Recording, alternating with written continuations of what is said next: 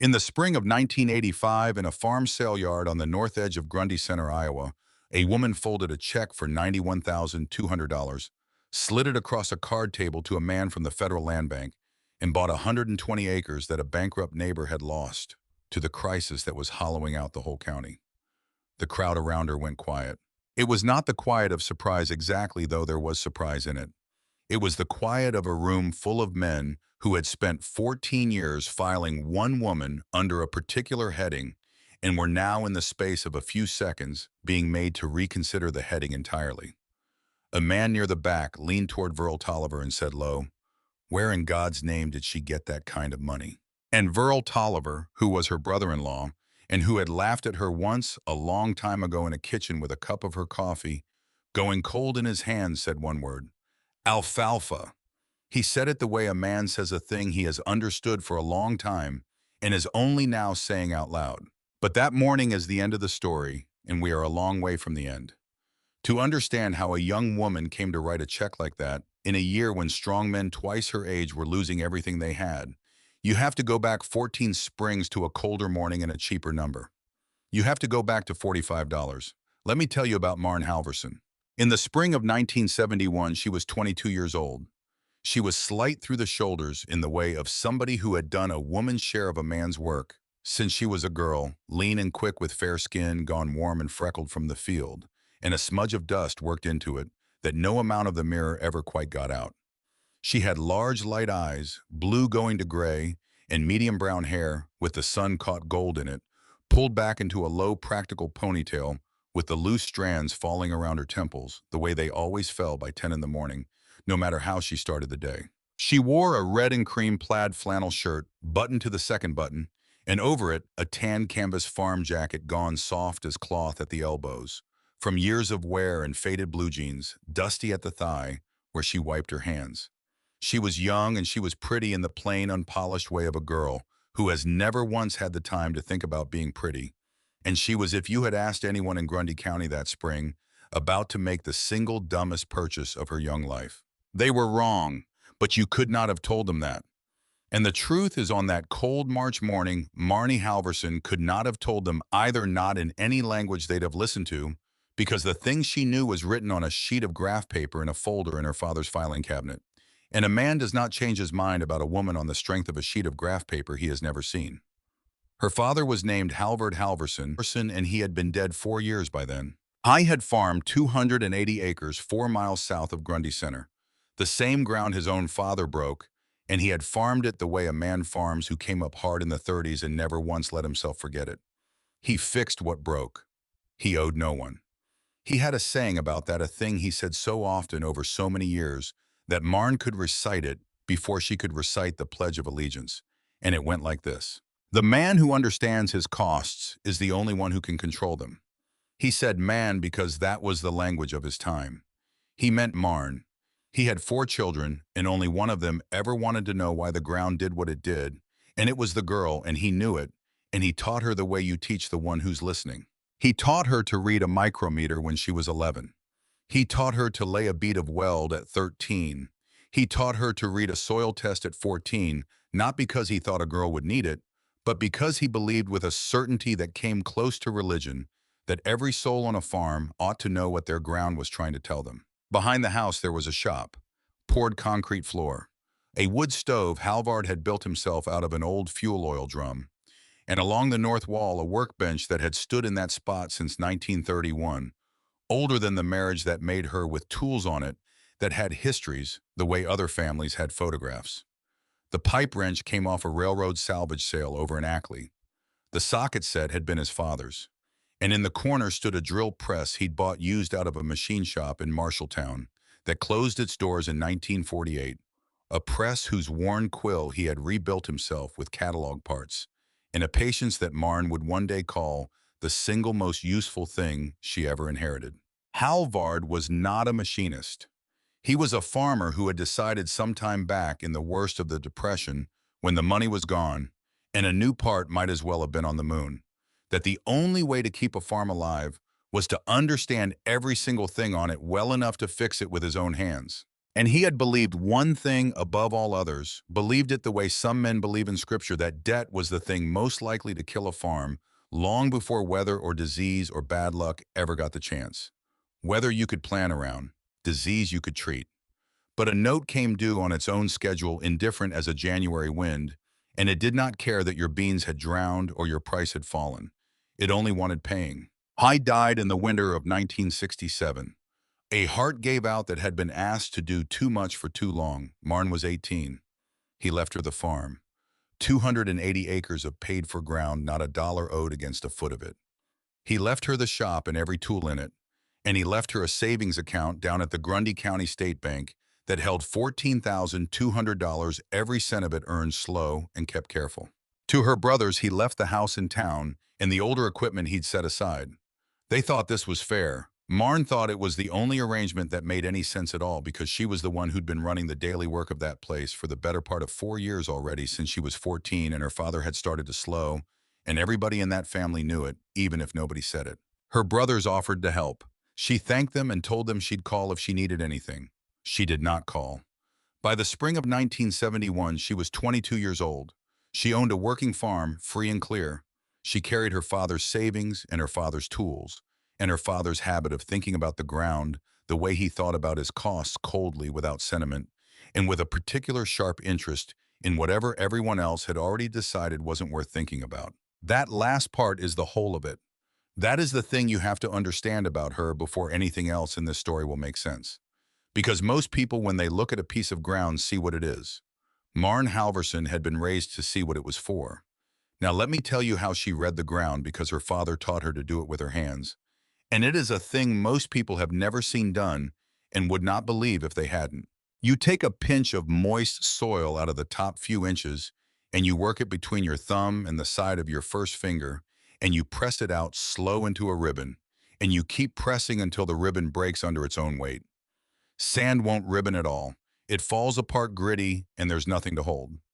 Silt makes a short one, an inch maybe, and it feels smooth and floury, like face powder between your fingers. But good ground with body to it ribbons, 2 inches 3, and it comes out slick and shining where your thumb dragged across it, and it holds together, and it feels her father's word, like it has an opinion about being handled. Halvard Halvorsen could tell you the whole history of a field with a pinch of it in his fingers. Whether it had been worked out, whether it had ever been limed, whether the last man who farmed it had loved it or just used it up. And he had passed that to his daughter the way other men passed down a watch. And by the time she was 22, she could stand at the edge of any field in Grundy County, take a pinch of it, and know things about it that the man who owned it had never bothered to learn. Which is how she came to be standing in the fall of 1970 in the middle of 60 acres of ground that the entire county had already buried. They called it the Freeburg Bottom, or they called it the Drowned 40, even though it was 60, or mostly they just called it that bad ground down on the creek. It sat in a bend of the Black Hawk Creek drainage, low ground, that gathered water in a wet spring and held it long after the fields above had dried. 3 of the last 4 seasons had stood in water through the low corners into the end of May. And the last tenant, a corn and soybean man named Arnie Freeburg, had written the whole parcel off after June of 1970, when his beans drowned in the low ground, and he couldn't get his planter back across it until the 10th of July, by which point the season was already over and everybody knew it. The extension office had a recommendation for ground like that in those years, and the recommendation was 2 words: tile it, which cost money most men in the county didn't have, or leave it, which cost nothing. And most men chose the way most men always choose, which is by what they could afford. And so the Freeburg Bottom went to weeds and standing water and a reputation as the deadest 60 acres in the township. Everyone had looked at that ground. Marn Halvorsen was the only one who had read it. She had walked in from the road in the fall of 1970 without asking a soul, because the ground was fallow and Arnie Freeburg had told anybody who'd stand still that he was finished with it. She had walked the low corners in the drainage swales, and she had looked the way her father taught her to look at what grew there when nobody was helping it grow. And what grew there, the particular fat, dark green of it, the species that had volunteered in on their own, told her something about the organic matter in that soil and the way it held water that most of the county would have paid a lab to learn and still not understood when the paper came back. She took 2 soil samples that fall, walked them out in a paper feed sack, split them, labeled them in her father's hand, because it was the hand she'd learned to write in, and mailed them to the lab up at Ames. And when the report came back, she set it down on her father's workbench under the light, and she read it twice because the first time she thought she'd misread it. The organic matter was 4.8%. You have to understand what that number meant in that place in that year to a person who knew how to read it. 4.8% organic matter is not dead ground.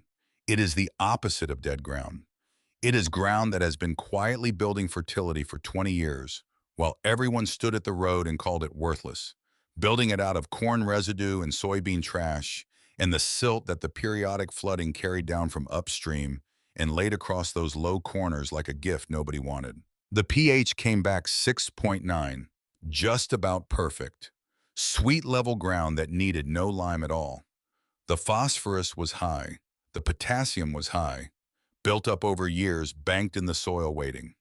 Marn Halverson stood in her father's shop with that paper in her hand and understood something the whole of Grundy County had missed. That ground was not broken. That ground was saturated with everything a legume could want, everything except one single thing: drainage. And drainage was the one thing that a deep-rooted forage crop established right on a raised seedbed with a companion grass to hold. It could fix by itself given 3 to 5 years, as the root mass drove down and opened the soil profile and let the water begin to move where it had never moved before. The ground would drain itself. It would just take a plant patient enough to teach it how. She did the arithmetic that November on a sheet of graph paper at the kitchen table in ink at the bottom because her father had believed that a number written in pencil was a number you were still arguing with yourself about. And the arithmetic said that that ground that drowned, laughed at, given up on ground, planted to alfalfa, and managed by somebody who knew what they were doing, would put up more tons of dry matter per acre than anything in Grundy County was producing on the same money. The arithmetic said the first year would be hard, the second year better, and by the third year, the stand would be established enough to carry itself for half a decade. She wrote the numbers down. She put the graph paper in a folder in her father's filing cabinet, and she waited for the ground to come available. It came available in March of 1971. Arnie Freeberg's whole operation went to liquidation. The equipment, the hog buildings, enlisted near the bottom of the sale bill, in the small apologetic type they saved for the lots that embarrass a sale the lease on the 60-acre bottom. So Marn Halvorsen drove into Grundy Center in her father's 1962 Ford pickup, the F-100 he'd bought new and she'd kept running since, and she registered as a bidder, and she stood near the back of the crowd in her flannel and her canvas jacket with her number folded in her hand, and she waded through the machinery and the hogs and the good tillable acres, and she waited for the lot that everyone else had come to laugh at. The sale yard was a pole shed with a tin roof that did almost nothing against the cold coming down off the flat. It was full of farmers and cattlemen there for the iron and the good ground, and a scrap man who'd been buying fence posts and corrugated roofing all morning without once looking up. When the auctioneer got down to the bottom lot, he did what auctioneers do with a lot they know is trouble. He apologized for it in advance and tried to make it a joke. "Good bottom land," he said into the microphone, and you could hear he didn't believe a word of it. "Some drainage challenges, 60 acres. Who'll give me 20? The scrap man didn't look up. A couple of men laughed easy, the way men laugh at a thing that isn't going to cost them anything. Marn Halverson raised her hand. 20. Nobody raised it back. The auctioneer looked around the shed for a second bidder, the way you look for your keys in a room you know they're not in. He said 25 to no one and got no one. He looked at the girl in the canvas jacket standing at the back with her hand still half up, and something crossed his face, not quite pity, but the neighbor of it. 45, he said, giving her the raise himself because he wanted the number off the floor and onto a bidder, any bidder before the lot died in front of the whole county. She nodded. Sold, he said fast before anyone could ask why. 60 acres to the young lady in the back. $45. She folded the receipt once and put it in the breast pocket of her father's old canvas coat, and she felt the whole shed not looking at her, which is a particular thing a crowd does, and she walked out into that cold, flat wind with 60 acres of the deadest ground in the township, now spoken for in her name, and a plan on a sheet of graph paper that not one living soul but her had ever seen. By that afternoon, the story was already moving. That is the thing about a farming county. A story travels it, the way water travels a tile line fast and downhill and picking up whatever's loose along the way. It went from the sale yard to the feed store on the east side of town, from the feed store to the co-op out on Highway 14, from the co-op to the cozy corner diner on G Avenue, where the coffee was bad and the talk was free, and from the diner to the gravel parking lot of First Lutheran the following Sunday, where it made its last stop and picked up its final coat of paint. And it gained texture at every stop the way those stories do. By the time it reached the church, the story was that Halvard Halverson's girl, you know the one, runs the place alone, never did marry, had gone, and paid good money for a mudflat that even the blackbirds had given up on. That she'd bid against nobody and still managed to overpay. That the grief must have finally caught up with her, or the loneliness, or that a young woman running a farm by herself was bound to do something foolish sooner or later. And here it was. Her brother-in-law heard it at the co-op. Verl Tolliver was married to Marn's older sister, and he farmed 400 acres of rented corn and beans north of town. And he had financed his last two equipment purchases through the Federal Land Bank, and he was a decent enough man in the way of men who have never once done anything nobody expected, and therefore cannot imagine why anyone would. He heard the story at the co-op counter, and he did not laugh at it quite, but he did drive out to her place that same afternoon because he felt somebody in the family ought to. He stood in the doorway of her kitchen with his cap in his hand. "Marn," he said, "what in the world are you going to do with that ground?" She poured him a cup of coffee and set it in front of him. "Feed," she said. He drove home thinking she'd given him a vague answer, the kind of answer you give when you don't have one. He turned it over on the drive and decided the poor girl didn't have a plan at all, just a notion, and that the family would have to keep an eye on her. I had it exactly backward. She had given him a precise answer. She had told him in a single word the entire thesis of 18 months of work, that ground was going to grow, feed the best feed in the county, and she already knew to the dollar per ton what it would cost her and what it would bring. But precision spoken plainly by a young woman to a man who has already decided she's out of her depth sounds exactly like vagueness. That is a thing Marn Halverson was going to run into again and again in the year ahead, and she never once wasted her breath fighting it. She had learned young that you don't argue a man out of a low opinion, you just outlast it. Now I want to be careful here because this is the place where a lesser story would tell you that a lonely young woman took a wild gamble and got lucky. That is not what happened, not one part of it. They were seeing impulse. They were seeing a grief-struck girl in a cheap piece of ground and the kind of stubbornness that sometimes passes for instinct in a person who doesn't know any better. What they were actually watching, though, not one of them could see, it was execution. Marn Halverson had been planning this for 18 months. She had the soil data run twice. She had read the forage establishment research coming out of the agronomy department up at Iowa State, until she could have written it herself, the work on establishing legumes in poorly drained soils. The work that told her exactly why the drowned bottom was the best possible ground for the one crop nobody had thought to try on it. She had the seed dealer's price list for certified alfalfa. She had the cost of the companion oat crop worked out to the bushel. She had calculated her break-even point to the dollar per ton in ink at the bottom of the page. By the time she raised her hand at that sale, the only thing on God's earth she didn't already have was the lease. Now she had that too. There was one old man in the county who understood what she'd done, and only one, and she went to see him the week after the sale. His name was Orrin Brace, and he was near 70, and he had spent 30 years with the county extension office before he retired to a small place east of town where he kept a few sheep he didn't need and a garden too big for one man. He'd known her father. More than that, he'd been one of the only men in the county her father had ever talked to as an equal. Two quiet men who'd figured out the same hard things about ground and about money and had no need to say much about either. Marn drove out and showed him the soil report and the graph paper. Not to ask permission. She was past asking anyone's permission. She showed him because she wanted one living soul who could read the numbers to look at them and tell her if she'd missed anything, and Orrin Brace was the only one left.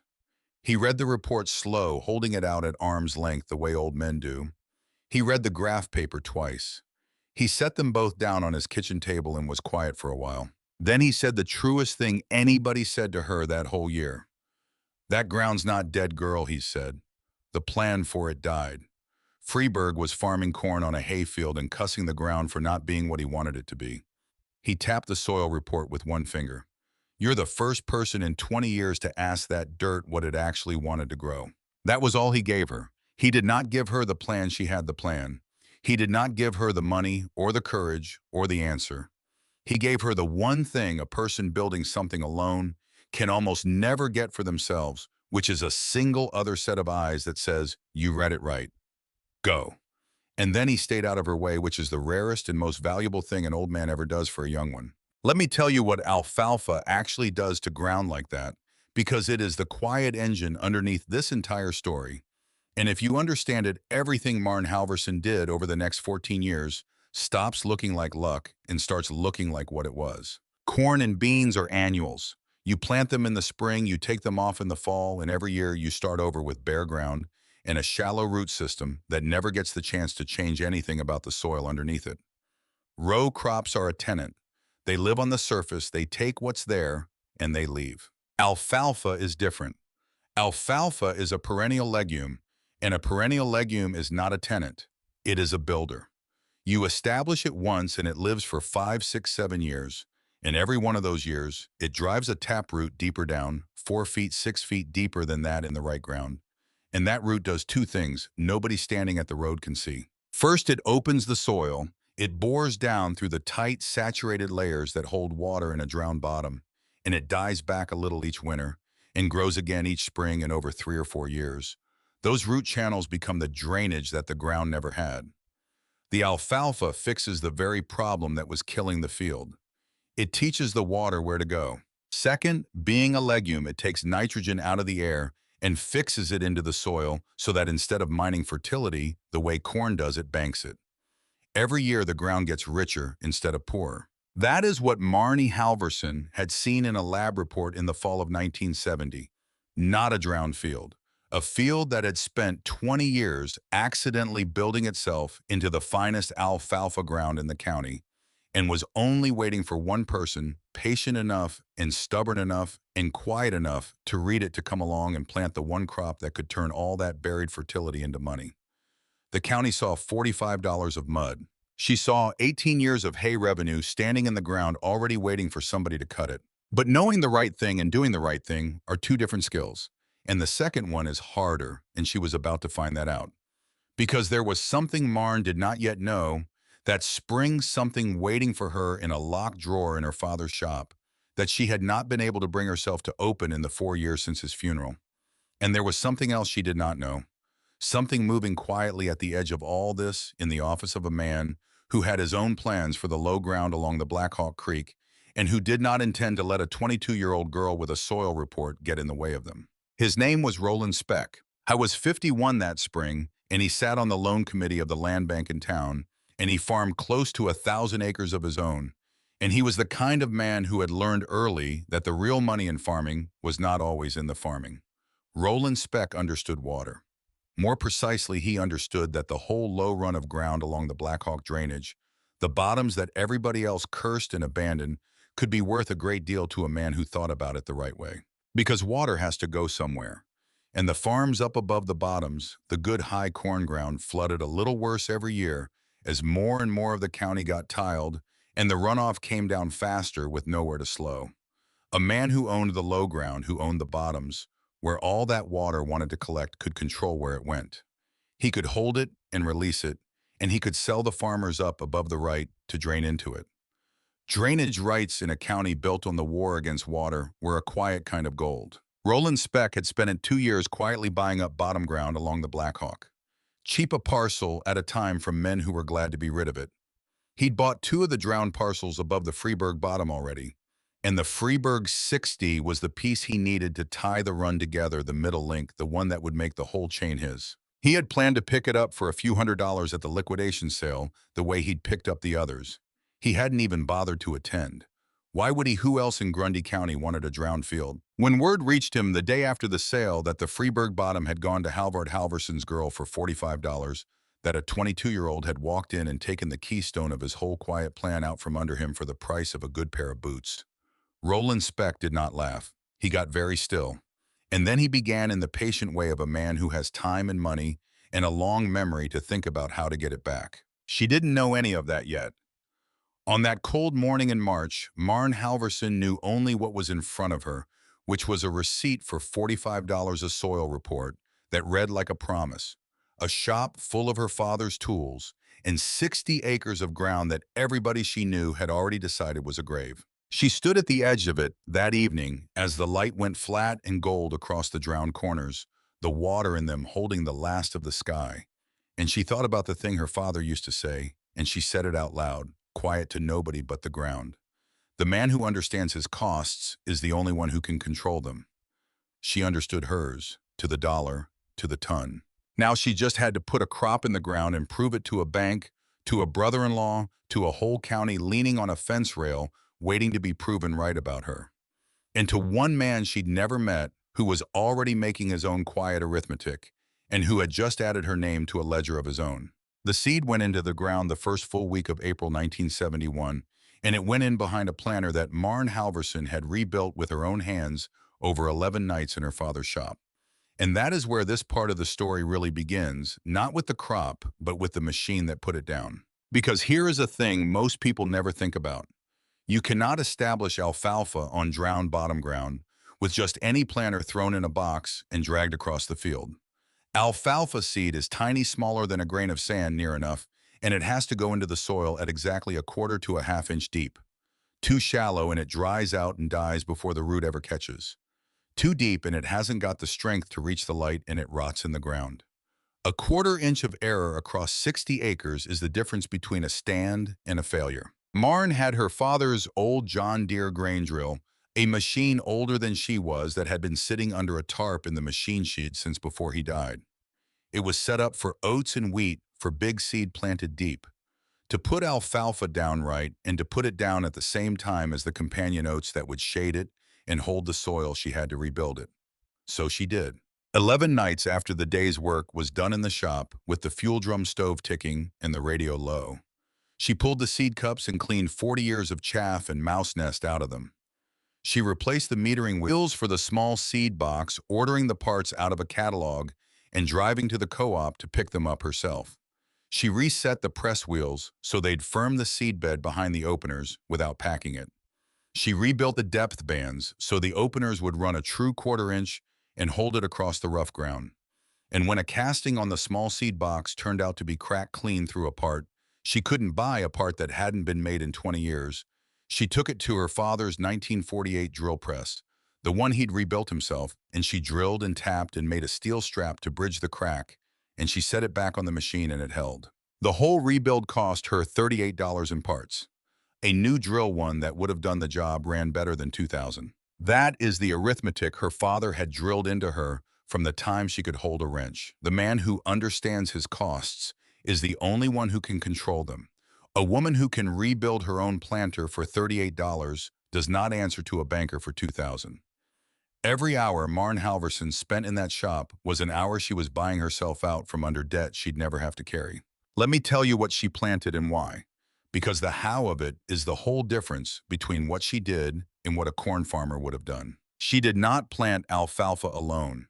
On ground like that, bare wet, waiting to grow up in weeds the second the sun hit it. A stand of new alfalfa is a fragile thing, slow to establish, and it will lose the race to the weeds 9 times out of 10. So she planted it with a companion crop of oats. The oats came up fast and thick and shaded out the weeds, and they held the loose soil against the spring rains. And while they were doing that, down underneath them, in the shade and the shelter, the young alfalfa was quietly putting down its first roots where nothing could crowd it. She would take the oats off as hay in midsummer, a crop in themselves, and that would open the ground to the sun just as the alfalfa was strong enough to want it.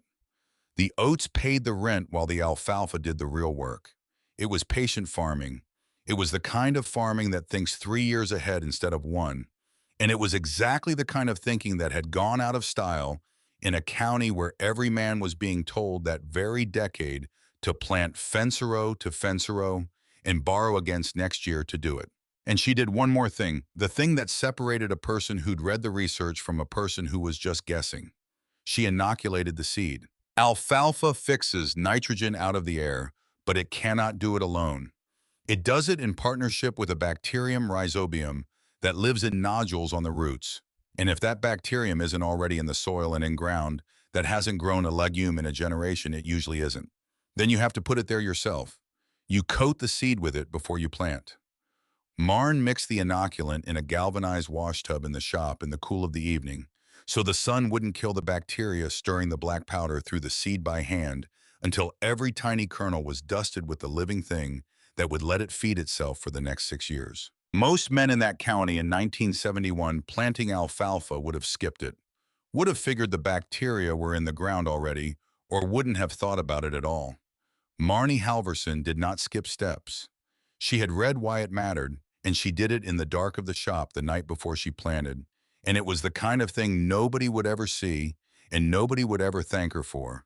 And it was the difference between a stand that fed itself and a stand that starved. She planted the whole 60 acres in 3 long days alone on the seat of a rebuilt drill behind her father's tractor, running the low ground on a raised seedbed she'd worked up along the contours so the water would shed instead of pool.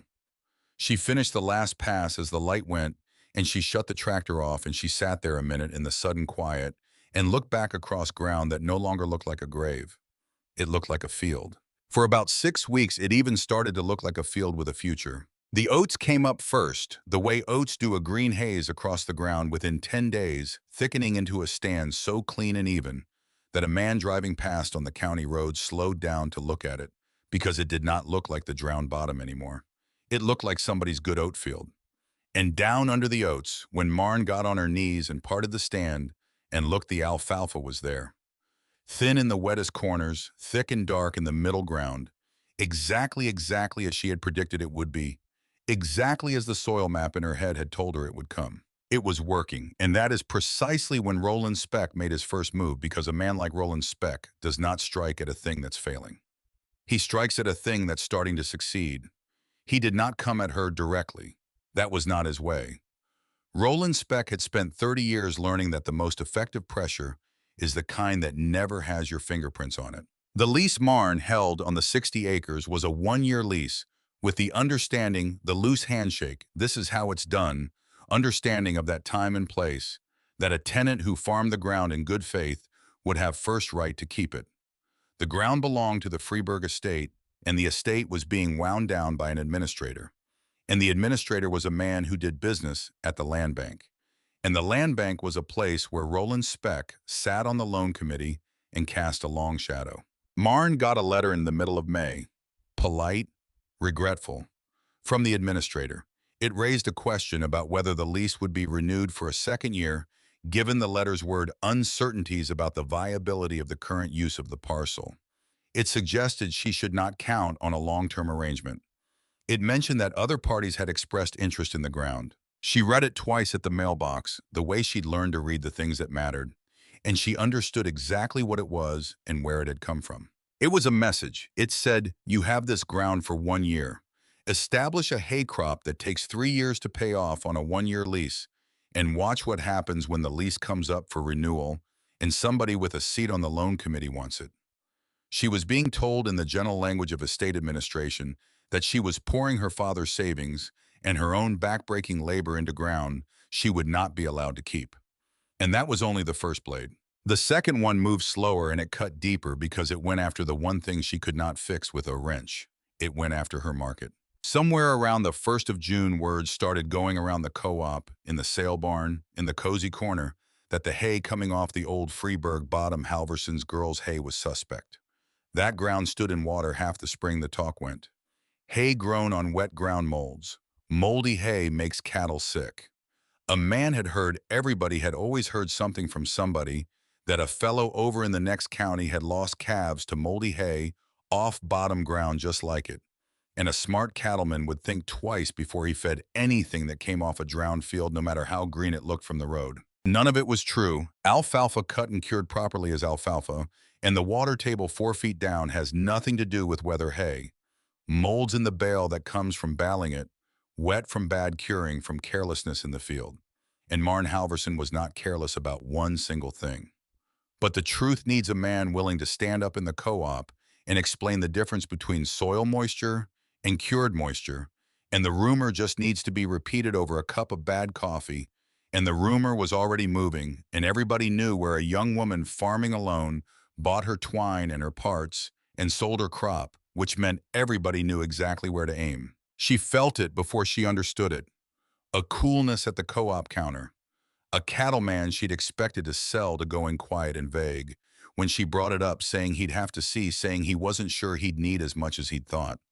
The particular way a room adjusts itself around a person it has decided on no evidence to be careful of. The community was choosing a side, and the place it chose sides the way it always had was down at the grain elevator on the south edge of town, where Nella Voss kept the scale and the books and half the secrets in the county. Nella Voss had run that elevator for 11 years since her husband died and left it to her, and she had done it well enough that the men who'd predicted she'd sell out inside a year had all had to find something else to be wrong about. She knew feed. She knew who was moving hay and who was buying it and what it was worth. And she had watched a rumor kill more than one good product in her time, and she did not care for it. When a man leaned on her counter that June and repeated the thing about the moldy bottom hay, Nella Voss looked at him over the top of her glasses and said she'd known the Halversons 30 years, that Halvard Halverson never in his life put up a wet bale, and that if his daughter had learned her haymaking from him, which she understood she had, then a man ought to go look at the actual hay before he repeated something that could ruin a young woman who'd never done him a lick of harm. She said it mild. She said it to everybody who came in. And it did not stop the rumor, but it slowed it the way a shelter belt slows a wind, took the killing edge off it, kept it from carrying everything before it. It bought Marn time, and in the summer of 1971 time was the only thing that could save her, because the only thing that could truly kill that rumor was a stack of clean hay that cattle ate and thrived on, and that stack was still a year away. She was carrying all of it at once now, the least she might lose. The market being poisoned before she'd cut a bale, the money going out and none yet coming in, and underneath all of it running quiet and cold, the arithmetic, the things she checked and rechecked at the kitchen table at night, the numbers that said she was right, that the ground was right, that the plan was right.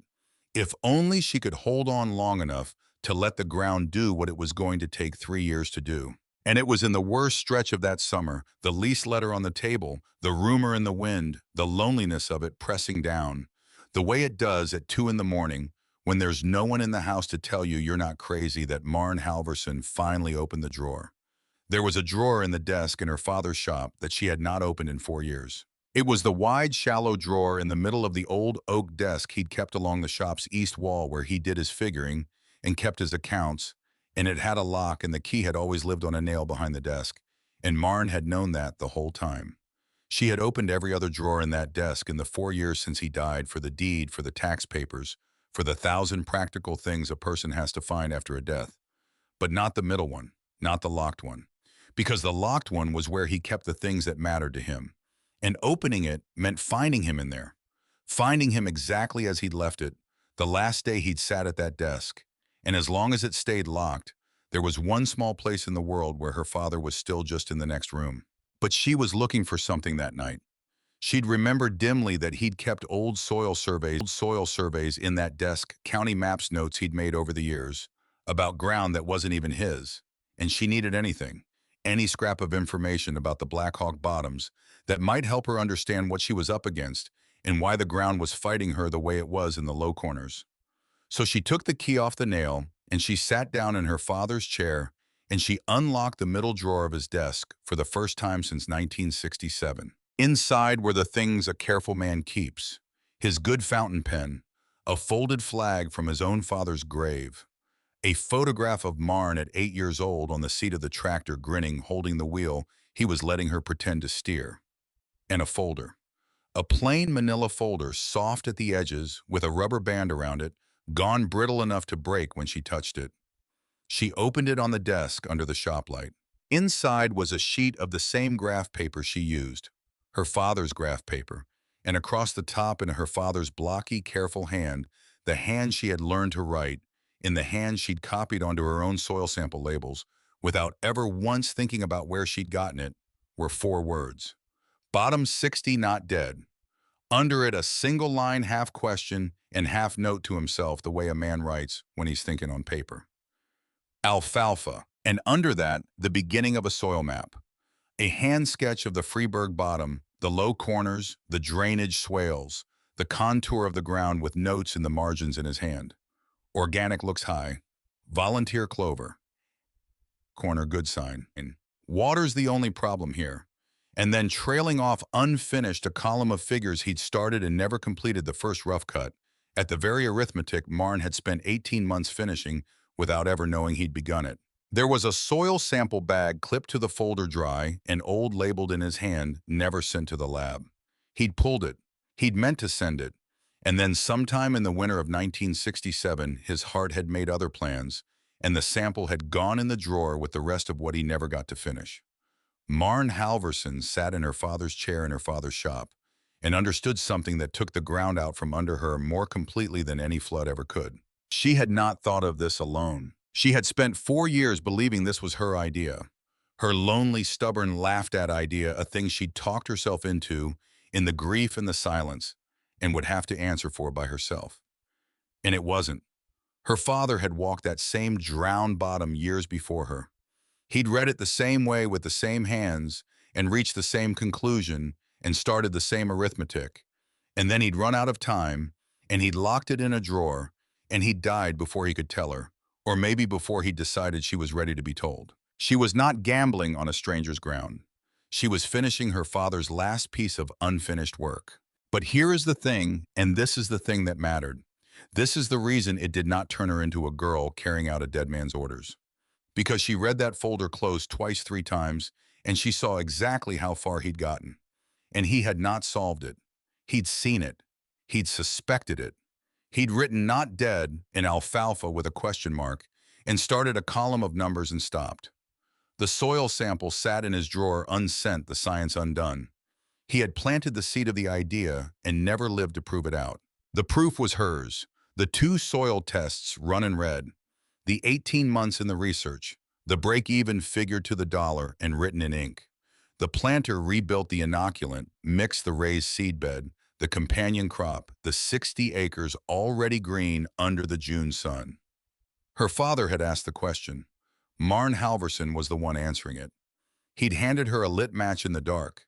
She was the one who'd built the fire. She put the folder back in the drawer, but she left the drawer unlocked. And she took the graph paper sheet, the one that said bottom 60, not dead, in his hand, and she carried it into the house and set it on the kitchen table next to her own graph paper, her own arithmetic, the 2 of them side by side under the lamp, and she looked at them together for a long time. Then she went out to the field in the last of the light and walked the rows of oats with the alfalfa coming up underneath, and she was not tired anymore, or not only tired, and the lease letter on the table did not weigh what it had weighed that morning. She had a partner in this after all. He'd just been 4 years dead, in one locked drawer away the whole time. If you have ever found the thing a father left unfinished and understood too late to tell him that the work you thought was yours alone had his hands on it first, I would like to hear about it. Tell me who he was down in the comments. Those are the ones I read twice. The flood came in the middle of June. It came the way those things come out of a night of hard rain, up the watershed, rain that didn't even fall on Grundy County, but fell 40 miles north and came down the Black Hawk all at once in the dark. Marn woke to the sound of it, not rain on her own roof, but a deeper sound, a moving sound, the sound of water where water shouldn't be, and she was out the door with a flashlight before full light driving the county road to the bottom with her heart going hard. The creek was out of its banks. The Black Hawk had come up over the low corners of the 60 acres and laid a sheet of brown moving water across the very ground.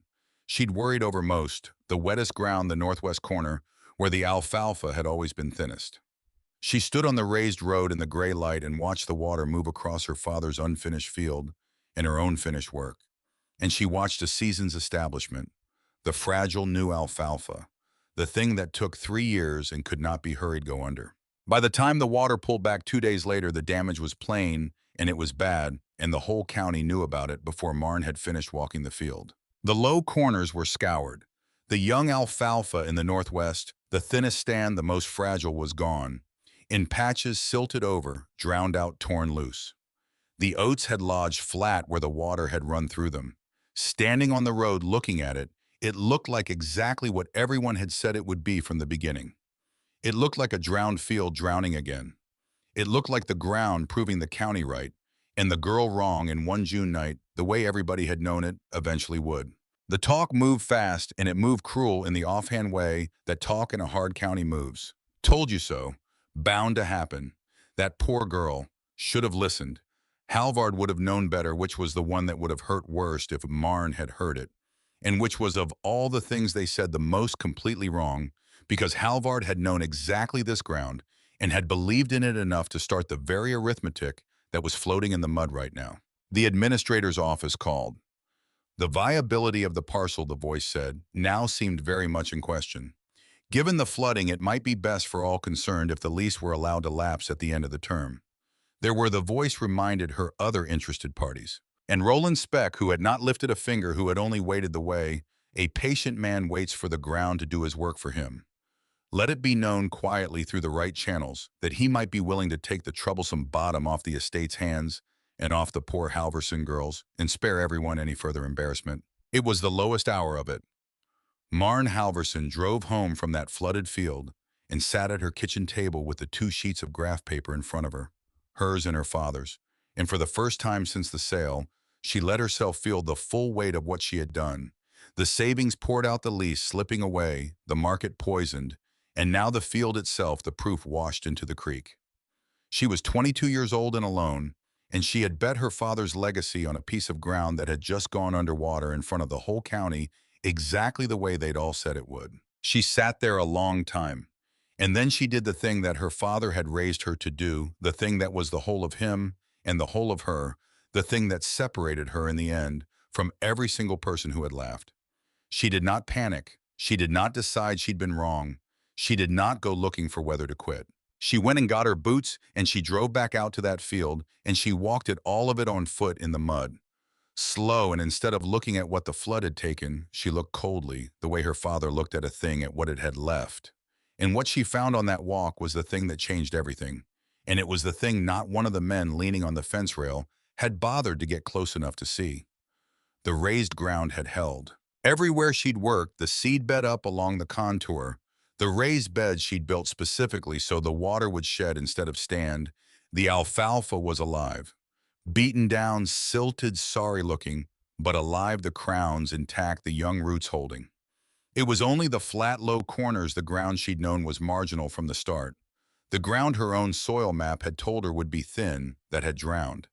The design had worked.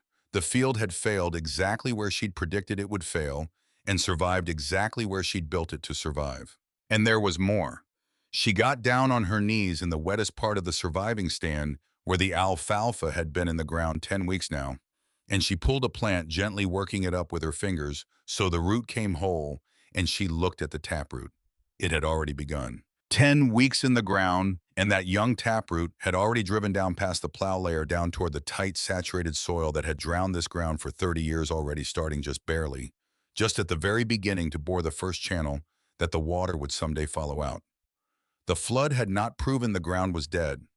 The flood had watered the very roots that were slowly going to fix it. She knelt in the mud of her drowned field and understood that she had not lost. She had lost the low corners, which she'd never really counted on. She had kept the beds, which were the whole plan, and the ground itself, the deep ground, the water, and the roots that was working right now under the mud, exactly the way 18 months of research in one dead man's unfinished folder had promised her it would. She did not recede. That was the discipline of it, and it was the hardest thing she did all year, because every instinct and every neighbor and every voice in the county would have told her to get out there and reseed the drowned corners and try to save the whole 60. She didn't. Reseeding meant fresh, fragile seedlings going into the worst ground at the worst time, competing with the established stand, throwing good money and good seed after a corner. The soil map had already told her wasn't worth it. So she let the low corners go to what they'd go to, and she nursed the beds that had held, and she waited. She waited through the rest of that summer. She took the oats off in July, a clean crop, a good one, hay in itself, and the first income that ground had produced in 3 years, and she made sure it cured dry and clean, and she sold it to a man who wasn't afraid of the rumor, and it fed his cattle, and they did fine. And then she waited through the winter, while the county wrote her off, while the lease question hung unresolved, while the alfalfa she'd nursed lay dormant under the snow, with its roots going quietly deeper. And in the summer of 1972, the ground answered. The first full cutting came off that field in June of 1972, and it was without any argument anybody could make the heaviest, cleanest, finest alfalfa hay that had come off any ground in Grundy County in 10 years. 3.8 tons to the acre on the established ground, 228 tons off the field. Leafy green, clear through, cured perfect, not a spot of mold in a single bale of it, because it had been grown by somebody who understood that mold comes from carelessness and not from the water table, and who had not been careless one time in her life. The stand had come in thick and deep on the beds, just exactly as the arithmetic said it would in year 2. The alfalfa now strong enough to stand on its own, with the oats gone. The roots down far enough that the low ground was already draining better than it had drained in a generation. And here is how the county found out, because a thing like that doesn't announce itself with a sign, it announces itself with a man stopping his truck. Clement Vetter ran cattle on 400 acres east of the Halverson place, and Clement Vetter had forgotten more about hay than most men in the county would ever know. And Clement Vetter had heard the rumor about the moldy bottom hay, same as everybody else, and had half believed it same as everybody else. He was driving the county road past the Freeburg Bottom on a June afternoon when he saw the windrows lying in that field, saw the color of them, the weight of them, the way good hay lies different than poor hay in a way a cattleman can read at 40 miles an hour. He slowed down, he stopped, he backed up. He got out of his truck and he walked into that field that everybody said was drowned and dead, and he bent down and picked up a handful of the cured hay off a windrow. And he did the thing a cattleman does that no laboratory has ever improved on. He put it to his face and he smelled it. He stood there a long moment in the middle of a field. The whole county had buried smelling hay that couldn't exist according to everything they'd all been telling each other for a year. And then Clement Vetter, who had money and cattle and a reputation for knowing. Hay that meant when he bought other men followed, turned around and drove straight to the Halverson place and offered to buy 100 tons of it on the spot. And that was the end of the rumor. Because Clement Vetter fed that hay to his cattle through the winter of 1972, and his cattle came through fat and slick and healthy, and Clement Vetter was not a quiet man. And when a cattleman like that tells the co-op counter that the best alfalfa he's bought in a decade came off Halvard, Halverson's girls drowned bottom. The rumor about moldy hay does not survive it. The truth, which had needed only a stack of clean hay and one respected man willing to smell it, finally caught up with the lie and ran it out of the county. Marn Halverson stood in her field in the summer of 1972 and watched a man she'd never sold to load 100 tons of hay off ground. She'd paid $45 for, and she did not gloat, and she did not say, "I told you so," because she had learned young that being right out loud is its own kind of foolishness. She just wrote the number down, in ink, at the bottom of the page. But the lease was still only good year to year.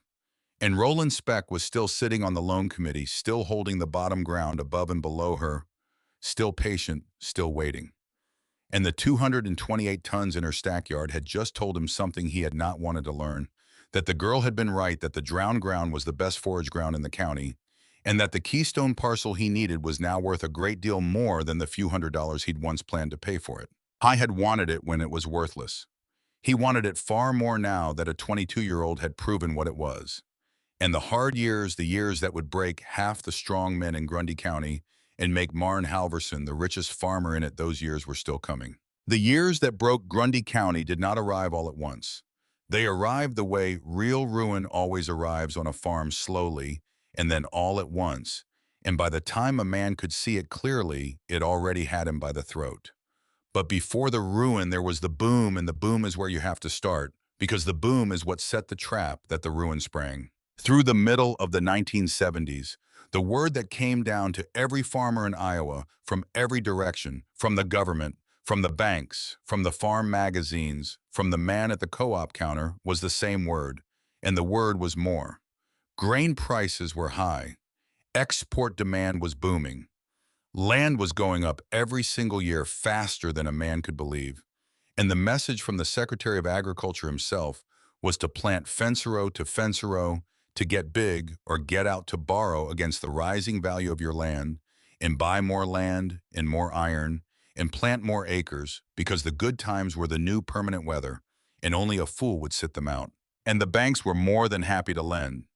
Land was going up, so the collateral was going up, so a man could borrow against this year's inflated land value to buy next year's, and it looked for about 5 years, like the closest thing to free money that farm country had ever seen. Everybody did it.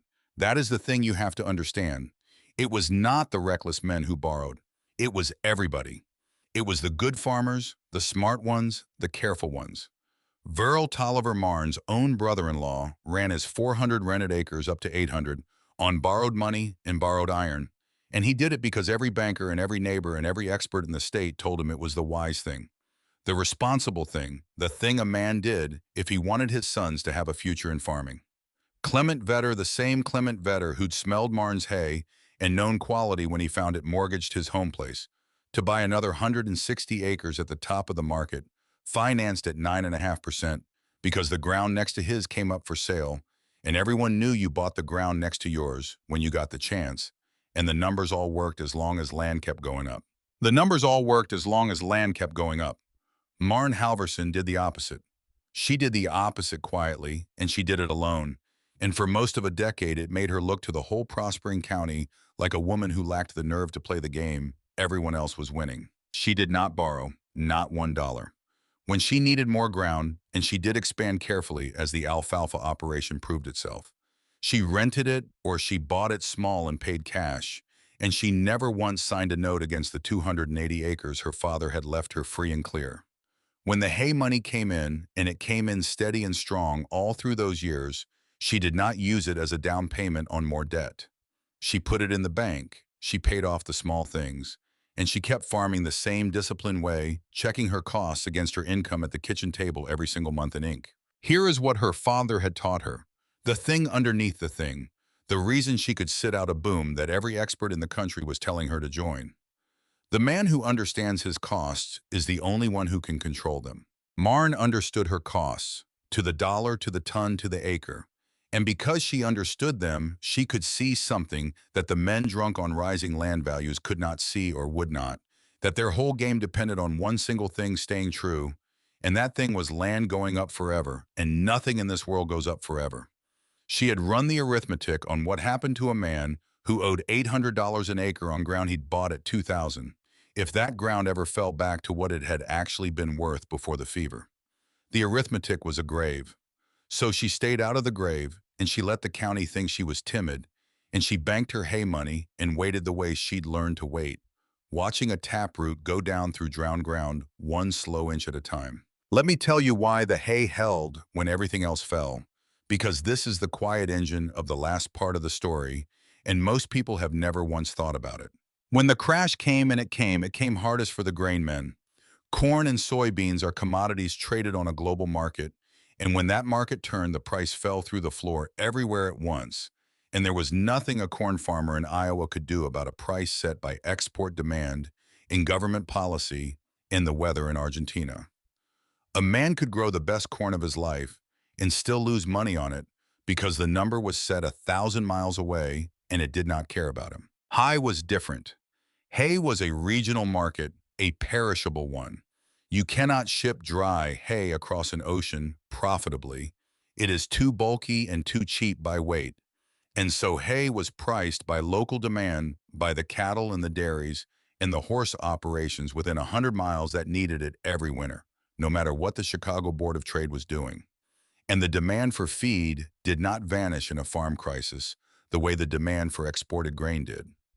Cattle still had to eat, which meant that all through the years when the corn price was killing men, Marne Halverson's alfalfa, the best in the county off-ground, that got better every year as the roots drove deeper, held its price.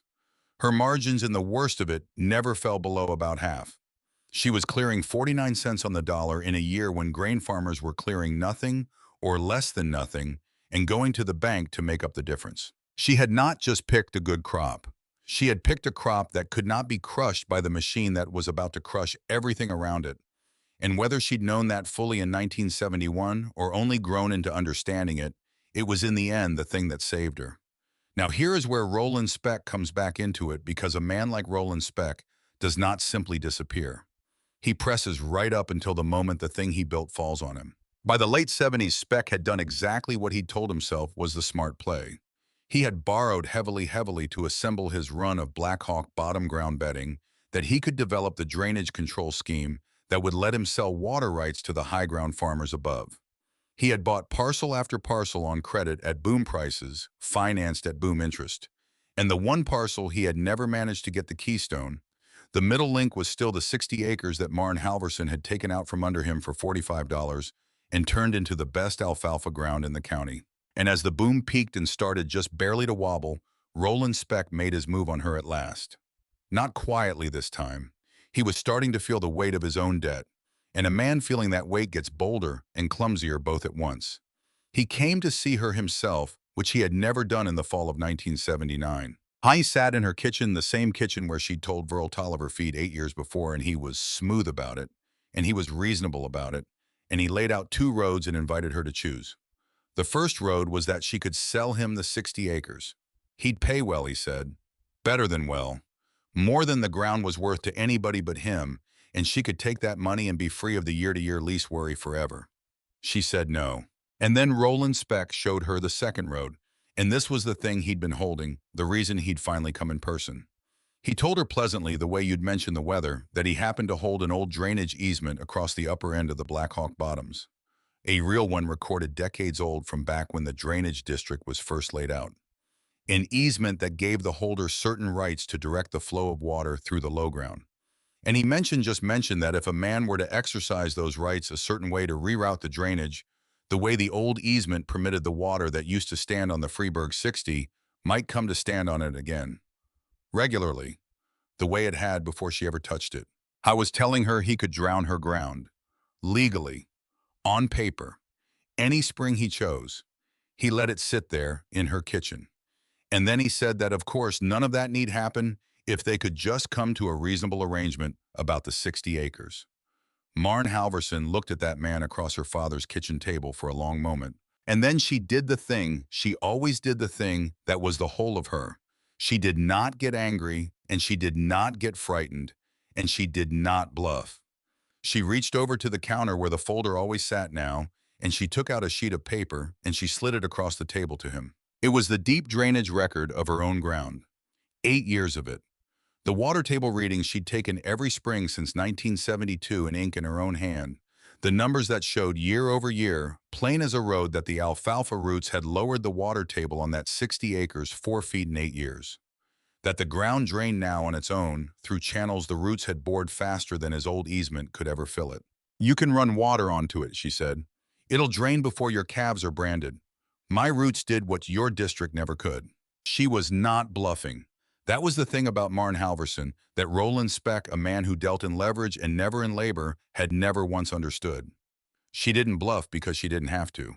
She had the numbers, and the numbers were true, and she had earned every one of them on her knees in the mud with a soil probe while he was signing loan papers in a warm office. He left without another word. And he never did try the easement because she'd shown him it wouldn't work. And a man like that doesn't spend money proving himself wrong. But that is not how Roland Speck ends, and the way he ends is the hard, true center of this whole story, so I'm going to tell it to you plain. Roland Speck was not brought down by Marn Halverson. She never lifted a hand against him. She never had to. Roland Speck was brought down by the exact thing he had spent his whole life trusting, and she had spent her whole life refusing: debt. When the crash came in earnest, 1981, 1982, and worst of all, in the terrible years of 83 and 84, landed the thing that Marn's arithmetic had always said it would do, and that Specs had never allowed for. It fell. Ground that had been $2,400 an acre at the top fell to $900 and then lower. And every man who had borrowed against the high value to buy at the high price suddenly owed far, far more than his land was worth, and the interest had climbed to 18% as the whole country fought inflation. 18% on debt taken at 9. The interest alone was a killing weight. Roland Speck, who had borrowed more heavily than almost anyone in the county to assemble his run of bottom ground, was one of the first to go under. His whole scheme had depended on developing that drainage before the market turned, and the market turned before he was ready, and the notes came due, and the land that secured them was worth less than half what he owed. The land bank, the same land bank whose loan committee he had sat on, the same institution whose long shadow he had once used to lean on a young woman's lease foreclosed on Roland Speck. His run of Black Hawk Bottom ground the parcels, above and below the Freeburg 60. The whole quiet empire of water he'd borrowed a fortune to build was taken and broken up and sold off to satisfy his debt. The keystone he'd needed to complete it was never his. It belonged free and clear to the woman who'd read the ground he only ever wanted to control. And it was not only Speck. That is the part I cannot leave out, the part that keeps this from being a story where the bad man loses and everyone cheers. Because the crash did not only take the schemers, it took the good men too. It took Verl Tolliver's expansion and left him clinging to the original 400 acres by his fingernails, a chastened man who never again spoke lightly about anybody's caution. It took Clement Vetter's 160, the cattleman who'd smelled the hay and known the truth when he found it foreclosed in the spring of 1983, a good man and a smart one, who had done exactly what everyone told him was wise and lost it anyway. And it took Harlan Detmer. Harlan Detmer was 58 years old and had farmed the same ground for 30 years and had never, by the standards of his own time, done one single thing wrong. He'd borrowed to expand in the 70s because that was what you did, because the government man and the bank man and the magazine all said to, because sitting still while your neighbors grew looked like the reckless choice, not the safe one. He'd carried good crops and good yields and been beaten anyway by a number set 1,000 miles away. And when the land bank took his farm in the fall of 1984, 30 years of one family's work sold off a courthouse step to strangers, Harlan Detmer stood in his own farmyard and watched his machinery hauled away and could not for the life of him understand what he had done to deserve it. I had done nothing to deserve it. That was the horror of those years. That is the thing the men who lived through them in that county carry to this day. It was not the foolish who were punished and the wise who were spared. It was mostly luck and timing and the one quiet, unfashionable virtue that Marn Halverson had inherited from a dead man and never once let go of. She owed nothing, and so there was nothing for anyone to take. A paid-for farm is the only thing a bank cannot take from you. She had learned that at a workbench before she was 10 years old from a man who'd learned it in the 30s, and it had looked for most of a decade like timidity. In the years of the crash, it looked like the only wisdom there had ever been. Which brings us at last back to where we started. The spring of 1985, the sale yard on the north edge of Grundy Center, 120 acres of good high ground. A farm a bankrupt neighbor had lost ground that Roland Speck himself had once coveted in his climbing days up for auction on the courthouse's terms, in a county so hollowed by loss that half the men who came to these sales came only to watch because watching was all they could afford. Marn Halverson came to buy. She was 36 years old that spring, 14 years off that $45 lease. She stood in the same kind of crowd she'd stood in as a girl of 22, in a canvas jacket not so different from the one she'd worn that day, and this time when the bidding came, she did not raise her hand at $20 to the sound of laughter. This time she bid until it was hers, and there was no laughter anywhere in that shed. Naniti $1,200, $760 an acre for ground that had been worth $2,400 at the top, and would be worth more than that, again someday bought at the bottom in cash by the one person in the county who had money to spend in a year when money had vanished from the whole of northern Iowa. She had the money because she had spent 14 years doing the thing nobody clapped for. Banking the hay checks, refusing the debt, running the alfalfa operation on the discipline of a man who wrote his numbers in ink, letting the margins compound quietly year over year, a few thousand in the early years more. As the operation matured and the stands thickened, and she added rented ground and better equipment paid for with cash. 9,000 a good year, 12-14 in the best of them all of it. Banked, none of it borrowed against.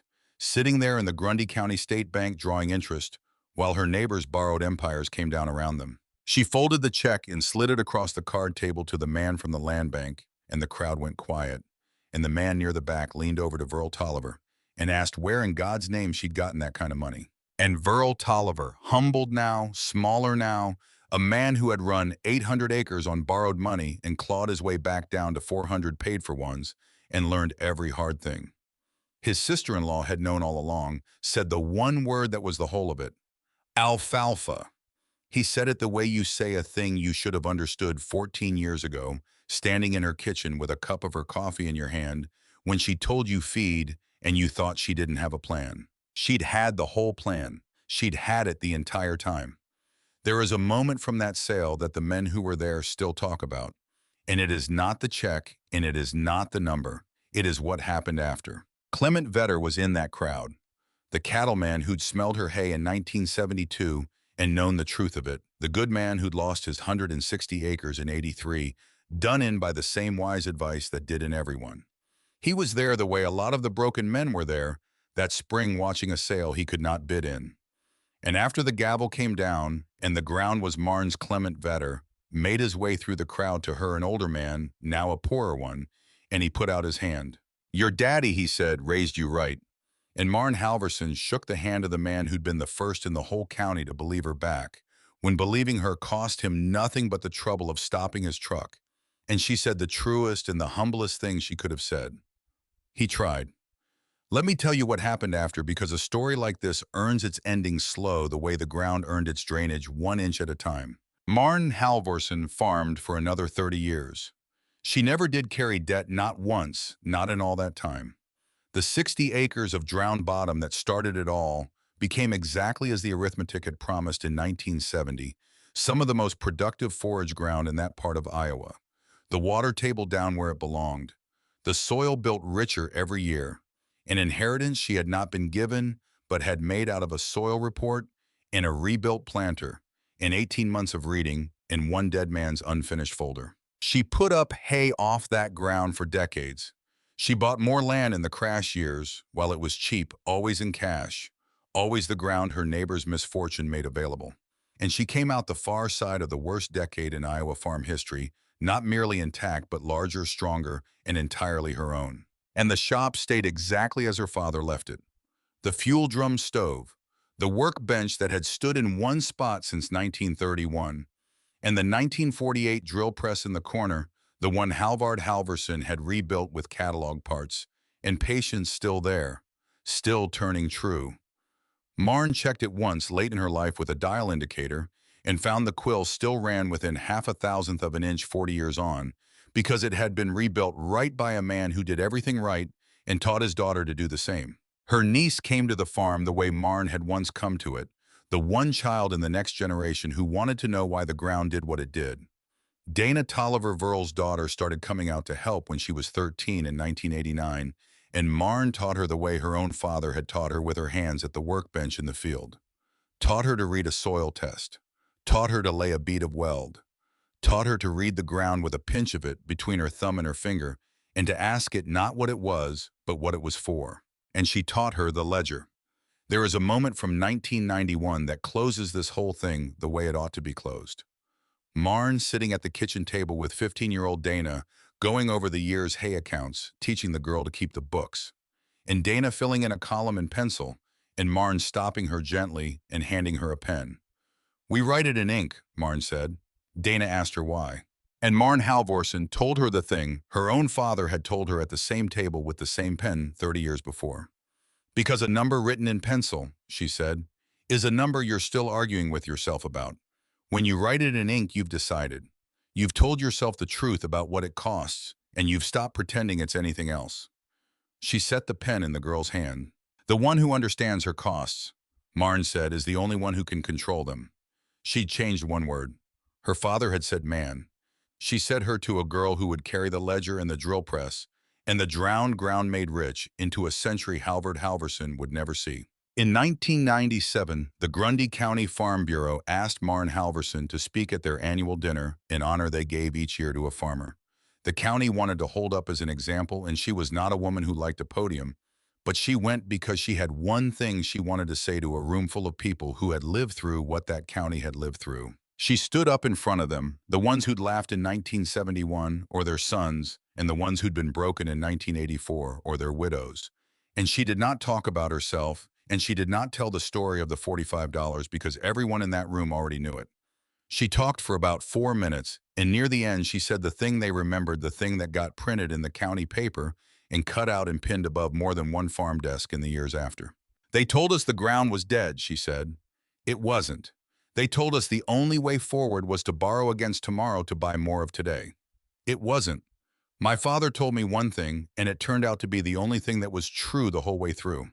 A paid-for farm is the only thing a bank cannot take from you. She sat down, and the room full of men who had learned that lesson the hardest way there is by losing everything to prove. It stood up the broken ones and the spared ones alike. And they clapped for a long time because she had said out loud the thing they all knew now and had paid so much to learn. People around Grundy County still tell the story. They tell it the way you'd expect that Halvard Halverson's girl got lucky, that she stumbled into a fortune on a piece of ground nobody wanted. That is not what happened, and the people who say it know it isn't. And I'll tell you the truth of it the way she'd want it told. She did not stumble into anything. She read a soil report when the whole county read a reputation. She finished the arithmetic a dead man started and never lived to prove.